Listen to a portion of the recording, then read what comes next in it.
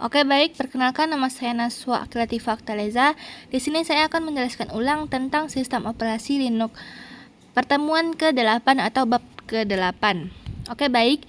Linux adalah sistem operasi atau OS open source yang merupakan turunan dari Unix.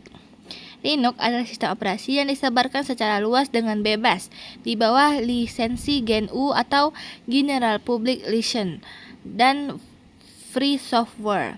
Linux adalah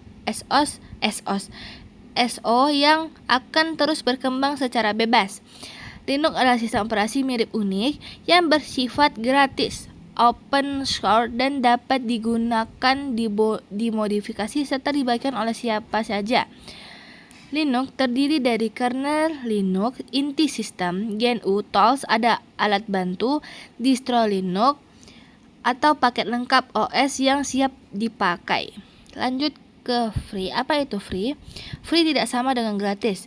Free ini artinya kebebasan, bebas diduplikasi, bebas diubah, bebas didistribusi atau dijual disewa.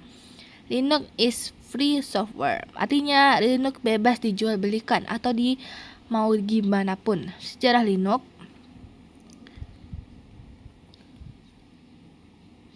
Linux merupakan sebuah sistem operasi yang dibuat oleh Linus Torvalds yang terinspirasi oleh Minix atau Mini Unix.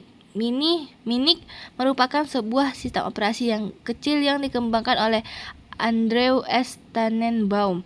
Pada awalnya, Linux merupakan sebuah proyek hobi yang dikerjakan oleh Linus Torvalds, remaja 21 tahun yang kuliah di Universitas Helsinki, Finlandia.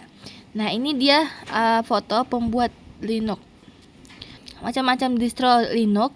Yang pertama itu ada Kubuntu, versi ringan Ubuntu, memakai desktop XFCE, cocok untuk laptop atau PC lama. Lanjut ke Kubuntu, versi Ubuntu yang memakai desktop KDE, tampilannya mirip Windows. Terus lanjut ke Ubuntu, distro paling populer, cocok untuk pemula, tampilannya modern. Lanjut ke Edubuntu, khusus pendidikan, berisi software belajar dan lab sekolah.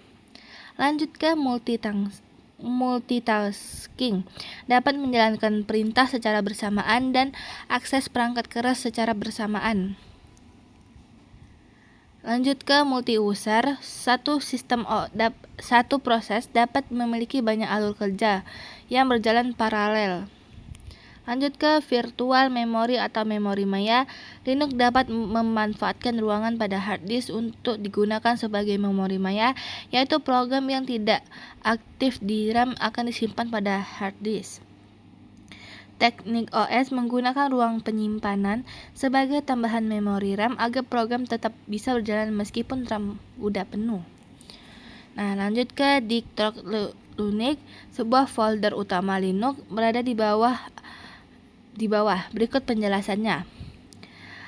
Bin, program penting seperti 1S, boot, file, bootloader, dan kernel untuk proses booting.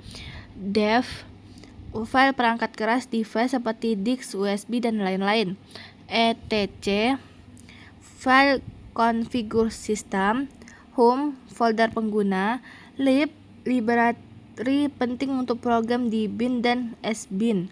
Media, tempat otomatis mount file disk.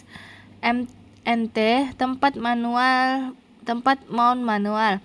OPT, software tambahan di luar paket standar. SBIN, program sistem.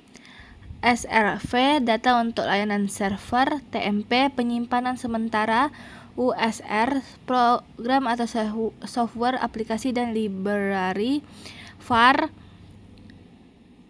file variable. root, home, khusus untuk user root atau administrator. Lanjut ke user dalam Linux. Itu ada user, program aplikasi yang menggunakan aplikasi tersebut. Ada shell, adalah antarmuka antara user dengan sistem operasi. Kernel adalah inti dari OS yang bertugas mengelola CPU, mengatur memori, mengatur file system, mengatur perangkat keras, dan lain-lain. Yang terakhir tuh ada hardware, perangkat fisik komputer seperti CPU, RAM, hard disk, keyboard, monitor, karena ini berfungsi berkomunikasi dengan hardware melalui DVR. Oke, baik, segitu saja penjelasan ulang dari saya. Apabila ada kesalahan saya menjelaskan, mohon maaf karena saya di sini juga masih belajar. Sekian, assalamualaikum warahmatullahi wabarakatuh.